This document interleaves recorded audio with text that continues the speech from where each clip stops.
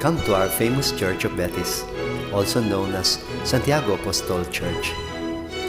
It is popular among pilgrims as the Sistine Chapel of the Philippines. It was declared as a national cultural treasure by the National Museum in 2001 for its well-maintained church compound, well-preserved floor, and original wooden furnishings, and what is arguably the most beautiful retablo in Central Luzon. The profusely ornamented church of the refined Baroque style is believed to have been constructed from 1660 to 1770.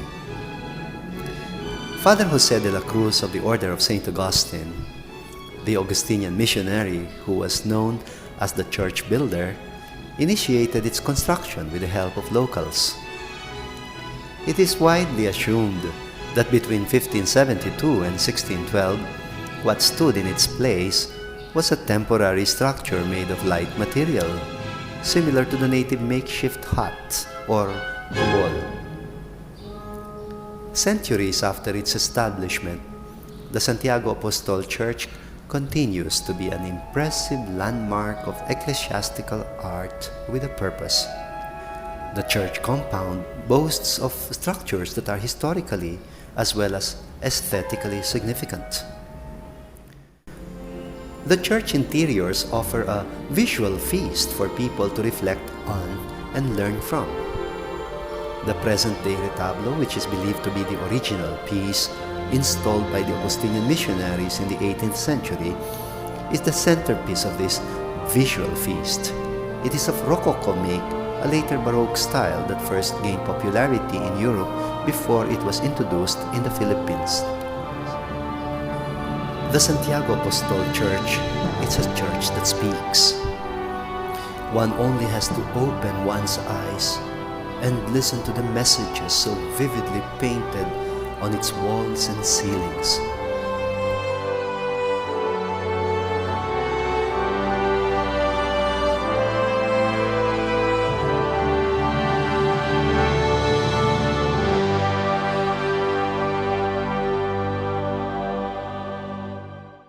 An intricate wood carving on the main door of the church features a biblical scene portraying the patriarch Jacob sleeping in the foreground and his dream of a stairway to heaven with angels ascending and descending on either side of the ladder. This is in the book of Genesis, of course. Perhaps you might be wondering, why Jacob? Well, Jacob is supposed to be the namesake of our beloved Santiago, because James and Jacob are basically the same name. As one enters that door and looks up on the ceiling above, one notices a painting of Jesus knocking at the door, obviously taken from the book of Revelations, chapter 3, verse 20, which says, "Listen, I am standing at the door knocking. If you hear my voice and open the door, I will come in and eat with you." On the left side wall beneath the choir loft is a painting of Jesus speaking with a woman by the well, depicting the text about the Samaritan woman in John chapter 4. Perhaps Padre Manuel Camañez had this in mind when he built the well beside the church and offered it to the people of Betis as a source of fresh water. He was our parish priest in the late 19th century. He may have offered it as an appropriate metaphor for what going to church was supposed to be, which is drawing from the wellsprings of life. Opposite this painting's strongly baptismal theological motif is the baptistry right below the belfry, with a painting of John the Baptist drawing water from the Jordan and baptizing Jesus. The old curas may have been speaking of the baptismal font as the wellspring of life Jesus spoke about to the woman at the well, and the water of baptism as God's offer of new life through which we are reborn as sons and daughters of God. As you enter the nave of the church and look up at the ceiling, you get awed by a majestic portrayal of the second coming of the Lord Jesus Christ. It has always been called a portrayal of the Last Judgment, but take note, There is no scary portrayal here of the separation of the sheep on the right and the goats on the left, as in the Gospel of Matthew chapter 25. What you see instead is the enthronement of Jesus as the glorious Son of Man referred to in the book of Daniel chapter 7 verse 13, with, and I quote, nations and peoples of every language coming to him, unquote. And so you see there are Indians with turbans, Americans, Arabs, Africans, Turks, Chinese, Japanese, Europeans, and of course, Filipinos surrounding the Son of Man, who is being crowned by two angels worshipping him as king. One wonders why the missionaries chose to depict the Gethsemane scene right next to the portrayal of the second coming of the Lord. Could it be that the missionaries have used this to explain that before he could be exalted as universal Messiah and King, Jesus had to submit himself first to the Father's will and undergo his passion and death? And then again, what were they trying to suggest by putting those two figures of Moses and Elijah on either side of the agony in the garden scene? You know, you do not have to be a Bible scholar to know that these two great men of the Old Testament are supposed to represent the law and the prophets. These supposedly appeared to Jesus at the moment of transfiguration, according to Mark chapter 9. Here, however, the friars seem to prefer not Mount Tabor, which is the setting for the transfiguration, but rather the Garden of Olives as the proper setting for the transfiguration, perhaps suggesting that it was really on that sleepy night of his agony, when he came to terms with his tragic fate, that the disciple had an advanced glimpse of the glory that awaited him. This appears to be a very nuanced theology for a pre-Vatican II kind of visual catechism.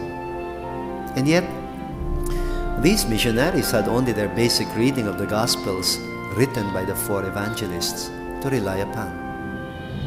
I can only surmise that they underwent very good theological formation wherever they were formed as missionaries.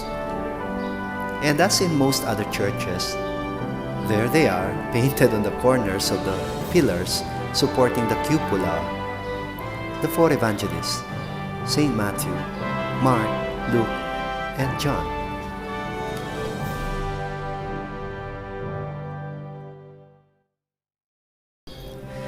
If you stand below this cupola and look up at the ceiling, you find a compendium of salvation history. There you see the story of the fall of Adam and Eve and their expulsion from the Garden of Eden, as narrated in Genesis chapter 3. You also see scenes of hell and the monstrous beasts Leviathan and Behemoth mentioned about in the book of the prophet Isaiah chapter 27 verse 1 and the fourth book of Ezra chapter 6. And you see also portrayals of souls in purgatory. There also you see the battle of angels and the fall of Satan as narrated in Revelations chapter 20. For first-time visitors, some of the images and scenes can raise more questions, like, what is St. Paul doing there among the 12 apostles? Our missionaries seem to have been more comfortable replacing Judas Iscariot not with Matthias, as suggested by the book of the Acts of the Apostles, chapter 1, but rather with St. Paul of Tarsus. We know that traditionally St. Paul was never known to be one of the 12 apostles. They must have really taken seriously the heated debates of St. Paul in his letters with the so-called authorities in Jerusalem over the issue of apostleship. You know that St. Paul somehow democratized the title apostle in the New Testament. They probably saw in St. Paul the original advocate in favor of the mission to the Gentiles. And what are we but Gentiles? It appears that the Augustinian missionaries were not satisfied with just a basic catechism. Look up there. On the fringes of the ceiling are 4 of the Western Fathers of the Church, like St. Augustine, St. Jerome, St. Ambrose, and St. Gregory the Great on the left side. And 4 of the Eastern Church Fathers, St. Athanasius, St. John Chrysostom, St. Gregory of Nazianzen, and St. Basil on the right side, each one with the title of Doctor. There are many other details on the right and the left wings of the transept of the Santiago Apostol Church and around the balustrade surrounding the base of the cupola. The scenes portrayed in the false niches that alternate with the windows of the cupola make up a biblical and historical tour. The Santiago Apostol Church is many things to Betis folks. It is a sanctuary and a home that has nurtured them spiritually. Dropping by the church was part of the daily routine of most children of Betis. Visiting the Blessed Sacrament was a daily affair before coming to school and before heading for home after school. Perhaps it was really this practice that made Betis the acknowledged Pueblo Levitico, or the Levitical family of the Archdiocese of San Fernando, Pampanga. To date, Betis has already produced 48 priests, either secular or religious of various orders.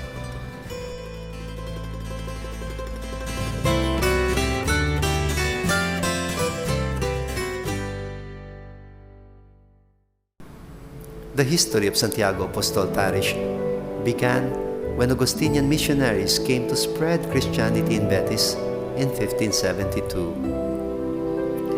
In the second chapter of the Augustinian province, they established Betis as a visita of Tondo along with Lubao and Kalumpit.